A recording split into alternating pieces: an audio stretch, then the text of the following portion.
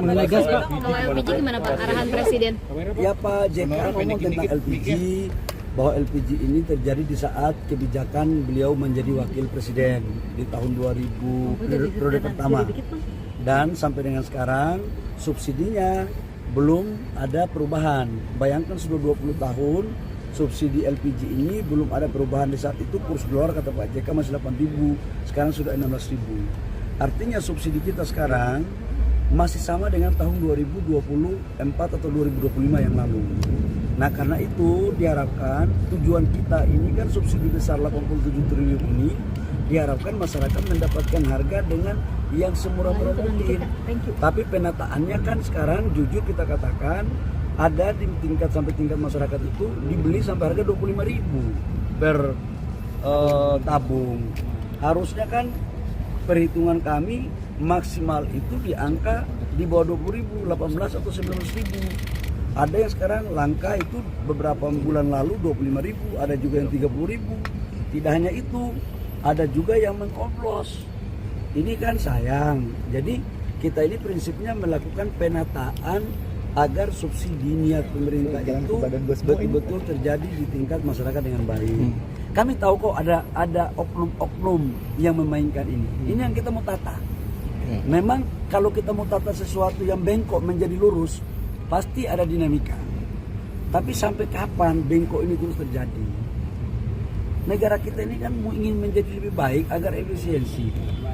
Kalau kita hitung ya, harusnya katakanlah 18.000, kemudian menjadi 25.000, berarti kan 7.000. Subsidi kita per kilo 12.000, per tabung subsidi kita itu 36.000. Kalau dia itu opornya kurang lebih sekitar 7.000 sampai 8.000, itu kan berarti sama dengan 20 sampai 30%. Berapa kali? Kalau 20% kali 87 triliun itu sudah sekitar 17 T lebih. Kalau 30% berarti kan 26 T subsidi yang tidak tepat sasaran dari LPG. Sampai kapan negara kita mau seperti ini? Ini yang kita lagi tata sekarang. Jadi tadi saran Pak JK apa? Ya Pak JK menyampaikan bahwa penataan itu penting. Penataan itu penting ya. Pak, yang menjadi kritikan adalah Pak, yang menjadi kritikan bahwa sosialisasi katanya kurang Pak. Sekarang gini, pengencer yang tadinya pengencer kita jadikan menjadi sub pangkalan. Kenapa? Karena kan alurnya begini loh. Dari Pertamina menuju ke agen itu harganya sekitar 12 sampai 13.000. Dari agen ke pangkalan harganya itu kurang lebih sekitar 16.000 atau 17.000. Nah, sekarang itu masih bisa dikendalikan oleh Pertamina. Masih bisa dipantau. Dari pangkalan ke pengencer itu di situ yang susah Pertamina kendalikan, nggak ada instrumennya, dan itulah harganya terjadi sampai dengan di atas 20.000, bahkan ada 30.000 kadang-kadang, bahkan ada di oplos. Nah, dengan mereka menjadi sub pangkalan maka kita akan menaruh fasilitas yang sama dengan di pangkalan supaya harganya bisa kita kontrol pakai IT. Itu maksudnya sebenarnya. Kalau verifikasi yang disampaikan Bapak tadi sebelumnya itu gimana Pak? Apakah akan menggunakan si subpangkalan itu sendiri Pak? Verifikasi yang nanti Bapak, tadi kan Bapak sampaikan nanti akan diverifikasi subpangkalannya. Bentuk verifikasi kayak gimana itu? Kan ada IT. Pertamina mengontrol pangkalan itu kan ada IT-nya, ada teknologinya. Nah IT-nya ini akan ditempatkan langsung oleh Pertamina.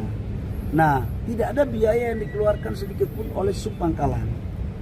Saya menyadari bahwa ini kan barang baru, pasti ada penyesuaian.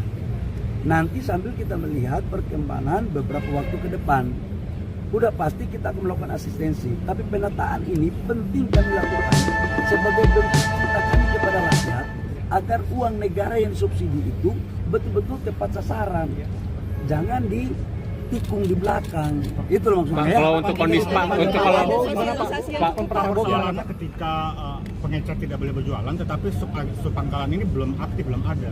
Dan akhirnya sampai kamu ini dari tadi saya ngomong kamu nggak dengar ya.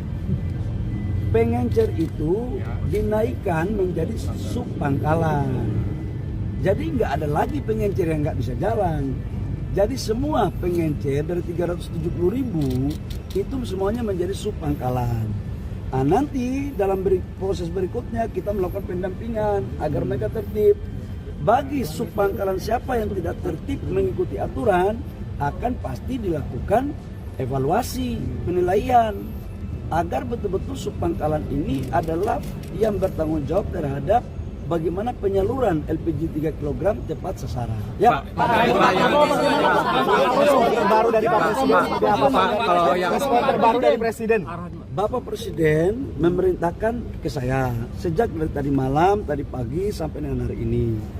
Tugas kami atas perintah Bapak Presiden adalah memastikan seluruh proses subsidi tepat sasaran. Yang kedua, ditata kelolanya harus baik. Yang ketiga, rakyat dipastikan harus segera mendapat apa yang menjadi kebutuhan mereka, terutama menyangkut LPG.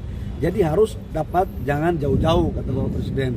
Makanya kita rubah dari yang tadinya pengencer itu, yang tadinya belinya di pangkalan, sekarang kita aktifkan pengencer dengan merubah nama menjadi subpangkalan, dengan kita memberikan fasilitas teknologi agar bisa kita aplikasi, agar bisa kita pantau pengendalian harga berapa yang dia jual dan kepada siapa, agar tidak terjadi penyalahgunaan. Jujurlah, ada oknum-oknum kok yang main untuk menyalahgunakan subsidi ini. Masa kita mau biarkan, masa kita mau kalah dari pemain-pemain ini? Kalau saya sih itu aja.